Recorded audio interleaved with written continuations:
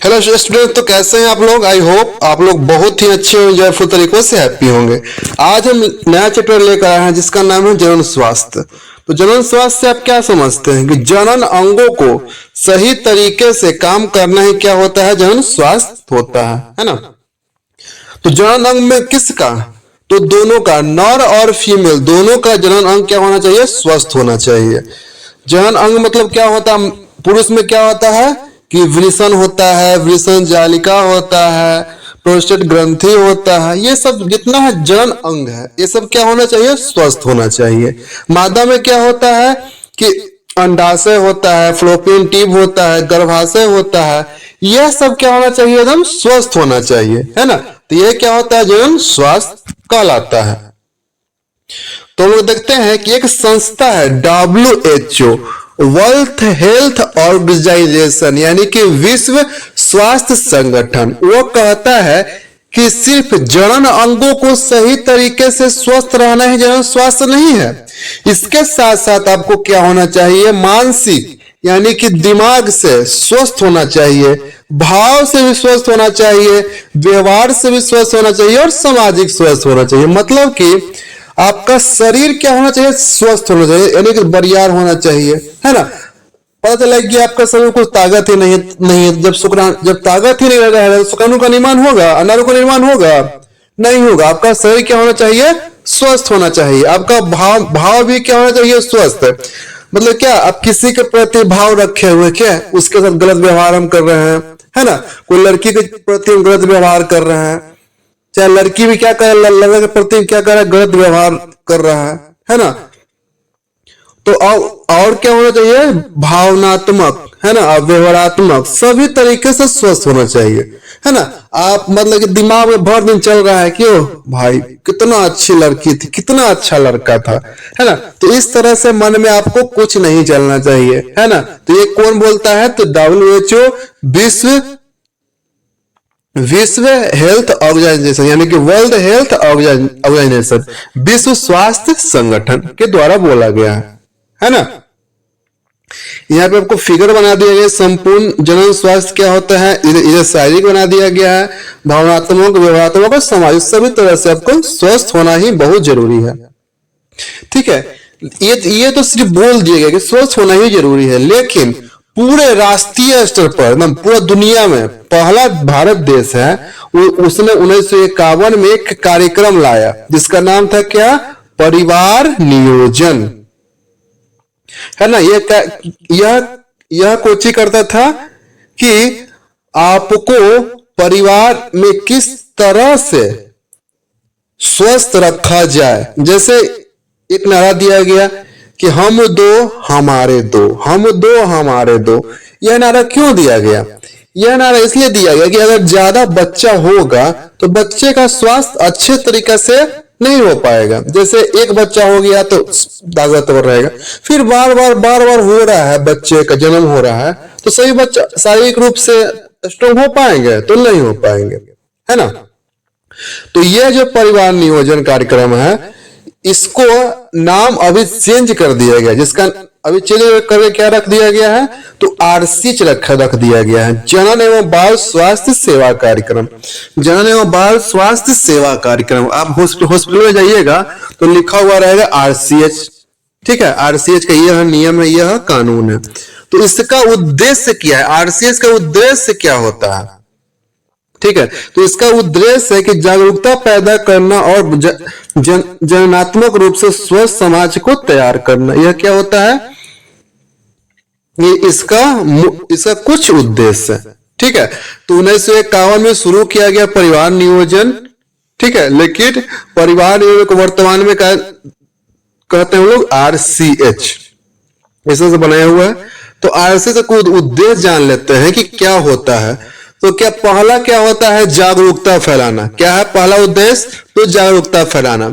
सरकारी एवं गैर सरकारी संगठन के द्वारा ऑडियो, विजुअल और प्रिंट मीडिया का उपयोग करते हैं, है ना। ये क्या होता है, फोटो के द्वारा दिखाया जाता है, वीडियो के द्वारा बताया जाता है कि आप ज्यादा बच्चे को ना रखें, चाहे आप अपने स्वास्थ्य को किस तरह से सही कर सकते हैं। सब स्कूल में क्या दिया जाता है, यौन शिक्षा, है ना, कि आपके अंदर जो किस तरह से बदलाव हो रहा है ना, एक यह शिक्षा को दिया जाता है। सही जानकारी देना ताकि युवा भ्रांतियों में विश्वास ना करे, है ना।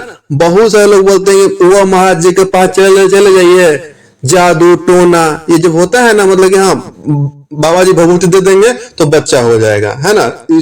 इसको फलनिया बोल दिया है कि बच्चा नहीं हो रहा है तो इसको दिक्कत हो रहा है, जाके बाबा जी के पास लेके जाओ। तो ये सब बहुत सारा भ्रांतियां है, इससे बचाना, ठीक है। दूसरा है चिकित्सा सुविधा उपलब्ध करवाना। जैसे आप लोग देखते हैं कि हॉस्पिटल में क्या हो रहा है, अभी मिल रहा है सरकारी में बहुत सारा सरकारी फैसिलिटी मिल रहा है, दवा मिल रहा है ना, निरोध मिल रहा है, गर्भ निरोध भी मिल रहा है, जैसे दवा हो गया, कॉन्डम हो गया, ये सब निरोध है, कहाँ सरकारी हॉस्पिटल में मिल रहा है ना। तो ये क्या होता है, सुविधा को प्रदान कराना। इसमें देखते हैं कि उलवेदन एक तरह का प्रक्रिया था, वो इस प्रक्रिया के द्वारा लिंग की जांच किया जाता था। तो कैसे जांच किया जाता था उलवेदन प्रक्रिया के द्वारा, तो इसमें क्या करता था कि जो डॉक्टर है जो बच्चा रहता है कहाँ, एम्ब्रियोटिक द्रव में रहता है, उसको सिरिंज के माध्यम से निकाल कर जांच करता था, है ना, कि इसमें कौन सा गुणसूत्र है, कौन सा गुणसूत्र। अगर एक सेक्स गुणसूत्र रहता था तो समझ लिया ज्यादा क्या चीज है, लड़की है, और एक समय रहता था तो क्या चीज समझ जाता था कि लड़का है। अगर एक सेक्स गुणसूत्र उसको मिलता था तो क्या होता था कि बच्चे को खत्म कर देता था, ठीक है। यह कंडीशन तभी लागू होता है कि जब बच्चे में कोई बीमारी है, जैसे डाउन सिंड्रोम है, और क्या है, सिकल सेल एनीमिया है, बहुत सारा मतलब कि शारीरिक से मतलब कोई विकलांग वगैरह है, ये सब जांच अगर किया जाए, अगर बीमारी रहेगा तभी आप बच्चे को खत्म करवा सकते हैं, ठीक है। उसके बाद देखते हैं हम लोग जनसंख्या विस्फोट, यानी कि जनसंख्या इतना बढ़ा कि बहुत दिक्कत होने लगा, ठीक है। तो विश्व की जनसंख्या पहले 1900 में कितना था, 2 अरब था, लेकिन 2000 में देखा गया कितना जनसंख्या हो गया, तो 6 अरब हो गया विश्व की जनसंख्या। जिसमें भारत में क्या था, आजादी के समय 35 करोड़ था, लेकिन 2011 में देखा गया कितना है कि यानी कि 1.2 अरब हो गया, है ना। अभी हम लोग कितना है, बोलते 125 करोड़ हम लोग का आबादी है ना। तो आजादी के समय मात्र 3500 आबादी था, लेकिन अभी लगभग 125 से भी पार हो गया है, 125 करोड़ हम लोग का जो हो गया आबादी हो गया है ना। ये बहुत ज्यादा जनसंख्या बढ़ रहा है ना। इसको सरकार किस तरह से रोके, किस तरह से समझे, इसके लिए बहुत सारा कार्यक्रम लाया जाता है, ठीक है।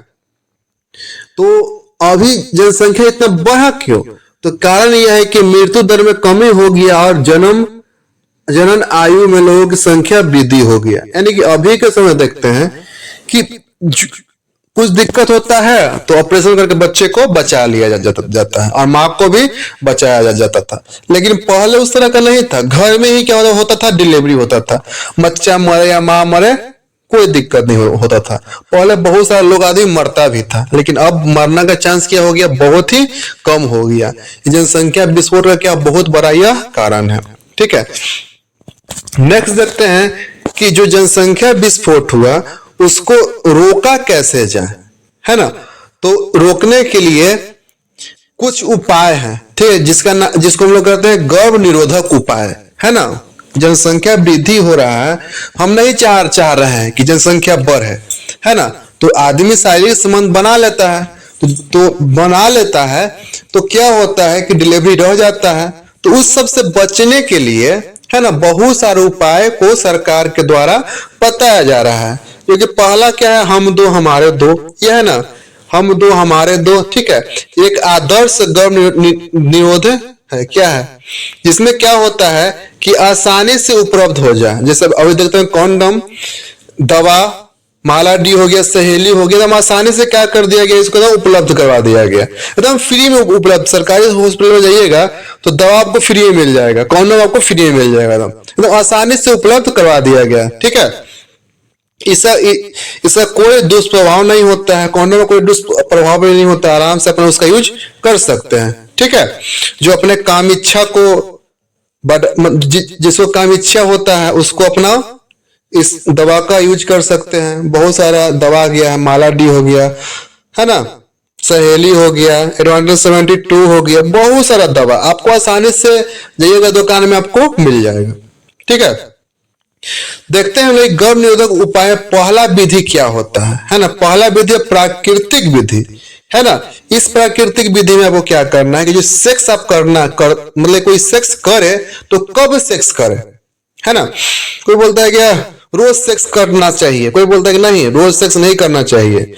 किसी को पता ही नहीं कब सेक्स करेंगे कि बच्चा ठहर जाए, कब सेक्स ना करेंगे बच्चा ना ठहरे। तो ये प्राकृतिक विधि में क्या है कि आप 10 से लेकर 17वां दिन के बीच आप सेक्स नहीं करना चाहिए। क्यों नहीं करना चाहिए कि जो अंडोत्सर्ग अंडाणु जो बनता है मासिक धर्म में, तो कब बनता है तो आपके शरीर के अनुसार बनता है। मुख्य रूप से 14वां दिन अंडा का निर्माण हो जाता है। अगर कोई व्यक्ति 14वां दिन सेक्स किया और तो जब सेक्स किया तो शुक्राणु निकलेगा, तो शुक्राणु कहाँ मिलेगा, अंडाणु से मिल जाएगा, तो क्या हो जाएगा स्त्री प्रेग्नेंट हो जाएगा। लेकिन बहुत सारे स्त्री में क्या होता है कि 14वां दिन नहीं निकलता है, किसी का 10वां दिन निकल गया, किसी का 11वां दिन हो गया, किसी 17वां दिन हो गया, है ना। तो मुख्य रूप से माना जा रहा है कि 10 से 17 दिन के बीच आपको शारीरिक संबंध नहीं बनाना है।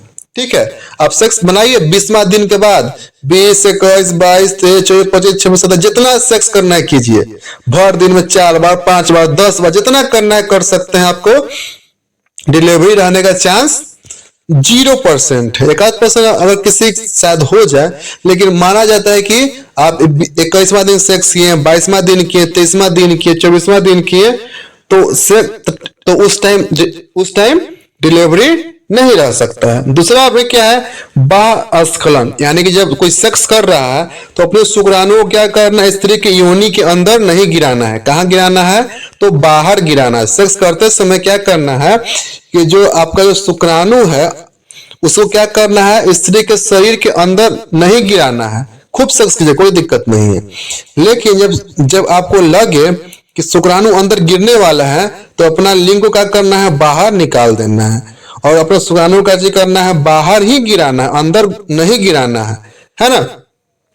तो दूसरा विधि क्या है, बाह्यस्खलन। बाह्यस्खलन मतलब क्या चीज, शुक्राणु को स्त्री के योनि के भीतर नहीं गिराना है। ठीक है, कहाँ गिराना है, तो बाहर गिराना है। तीसरा विधि है स्तनपान। जब कोई महिला अपने बच्चे को स्तनपान करवाती है तो उस समय माना जाता है कि माता को मासिक धर्म नहीं आएगा, यानी कि महीना नहीं आएगा।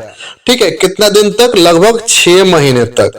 तो आराम से 6 महीना खूब सेक्स कीजिए, धूप के कीजिए, जितना करना, अंदर गिराना है, बाहर गिराना है, जहां गिराना है गिराते रहिए। माँ प्रेग्नेंट नहीं होगी। क्यों नहीं होगी, क्योंकि मासिक धर्म में शुरुआत हुआ नहीं है। जब मासिक धर्म में जब शुरुआत नहीं होगा तो क्या होगा, माँ प्रेग्नेंट होगी, नहीं प्रेग्नेंट होगी। तो आराम से खूब मन भर कीजिए, जितना आपके शरीर में ताकत है लगा दीजिए एकदम, है ना। लेकिन अगर किसी का मासिक धर्म शुरुआत हो गया है तो कब करना है आपको सेक्स, 10 से लेकर 17 दिन के बीच में नहीं करना है ना।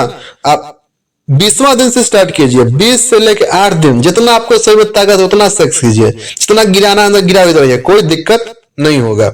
ठीक है, उसके बाद देखते हैं हम लोग कि आप तो देख लिए प्राकृतिक विधियां है। दूसरा क्या विधि है, रोध विधि। रोध मतलब क्या चीज, रुकावट करना। किसको, शुक्राणु को स्त्री के अंदर योनि में जो अंडाणु मतलब कि अंडाणु जो बनता है उसको दोनों को क्या करना है, मिलने से रोकना है। पहला विधि में क्या है, कॉन्डम। देख रहे हैं आपको किस तरह से कॉन्डम रहता है ना। इसको क्या होता है कि अपने पुरुष क्या करता है, अपने लिंग के ऊपर इसको लगाता है और लगाने के बाद सेक्स करता है। ठीक है, जब शुक्राणु गिरेगा तो कहाँ गिरता है, इसी कॉन्डम में गिरता है। इस कॉन्डम से आप बहुत सारे बीमारी से बच सकते हैं। ठीक है, पहला बीमारी है एड्स। दूसरा बीमारी है जिसमें बीमारी का नाम है एड्स, यौन संचारित रोग। बहुत सारे रोग से आप इससे बच सकते हैं, है ना। तो पहला रोध विधि में क्या है, तो कॉन्डम। दूसरा ये किस यह कौन यूज करता है? तो पुरुष करता है। कॉन्डम का यूज कौन करता है? तो पुरुष करता है। कहां पे करता है? तो अपने लिंग के ऊपर इसको लगाता है और लगाने के बाद सेक्स को करता है। ठीक है। महिला में क्या होता है? निरोध में आता है डायफ्राम, गर्भाशय टोपी, गर्भाशय गिरवा टोपी और वॉल्यूट, है ना। ये सब का यूज कौन करती है? तो महिला करती है। कब करती है? तो सेक्स करने के समय करती है। तीसरा गर्भ निरोधक विधि में IUD, अंत गर्भाशय युक्तियां, इंट्रा वेटेरिनल डिवाइस, है ना, अंत गर्भाशय युक्तियां, ये कौन करती है? ज्यादातर महिला यूज करती है। पहला में क्या आता है कि कॉपर टी, बहुत सारे आप देखते हैं कि कॉपर टी का यूज कर रही है महिला। तो कॉपर टी का कहाँ लगाया जाता है? तो गर्भाशय में लगा दिया जाता है। यह टी आकार का रहेगा और इससे क्या निकलता है? कॉपर आयन निकलता है। यह क्या करता है कि अंडो उत्सर्ग को होने में दिक्कत करता है। अगर अंडो उत्सर्ग हो भी जाता है तो क्या होता है कि आपको शुक्राणु और अंडाणु को मिलने से रोक दिया जाता है। यह कहाँ लगाया जाता है? कि गर्भाशय में लगा दिया जाएगा। यह फ्लोपियन ट्यूब के पास रहता है, तो फ्लोपियन ट्यूब में शुक्राणु को जाने देगा ही नहीं। अगर कभी चला भी गया तो संयोग मतलब कि अंडाणु शुक्राणु मिल भी गया, निषेचन भी हो गया, तो उस निषेचन उस युग्मक को गर्भाशय में अंतरोपित नहीं होने देगा, अंतःपरत में अंतरोपित नहीं होने देगा, क्योंकि लगा दिया गया है ना, गर्भाशय में इसको लगा दिया गया है। युग्मन यहाँ प्रवेश ही नहीं कर पाएगा तो अंतरोपण हो पाएगा? तो नहीं हो पाएगा। ठीक है। तो इसका कार्यविधि क्या है? शुक्राणु की भक्षणानु क्रिया का बना, यानी कि शुक्राणु है, इस शुक्राणु को खत्म करता है। ठीक है। और गतिशीलता को क्या करता है? तो कम करता है। शुक्राणु गतिशीलता को कम कर देता है। लगा हुआ है क्या गर्भाशय में? ये लगा हुआ है तो शुक्राणु अंदर प्रवेश नहीं कर पाएगा। ठीक है। उसके बाद देखते हैं कि गर्भ निरोधक विधियां में आता है गोलियां। गोलियां क्या बोलते हैं हम लोग? पिल्स। गोलियां क्या बोलते हैं हम लोग? पिल्स। यह गोलियां मुख्य रूप से प्रोजेस्टेरोन और एस्ट्रोजन हार्मोन का बना हुआ रहता है। क्या चीज का बना हुआ रहता है? प्रोजेस्टेरोन और एस्ट्रोजन हार्मोन को बना हुआ रहता है। ठीक है। कि यह क्यों बना हुआ रहता है प्रोजेस्टेरोन एस्ट्रोजन हार्मोन का? कि महिला के अंडाशय से दो हार्मोन निकलता है। पहला हार्मोन का नाम क्या है? एस्ट्रोजन। यह कहां से निकलता है? तो पुटक से निकलता है। ठीक है। पुटक यानी कि जब अंडाणु बन रहा होता है तो पहले अंडाणु, जैसे कोई आदमी होता है, पहले बच्चा होता है, फिर बड़ा होता है, फिर बूढ़ा होता है, फिर मर जाता है, होता है ना।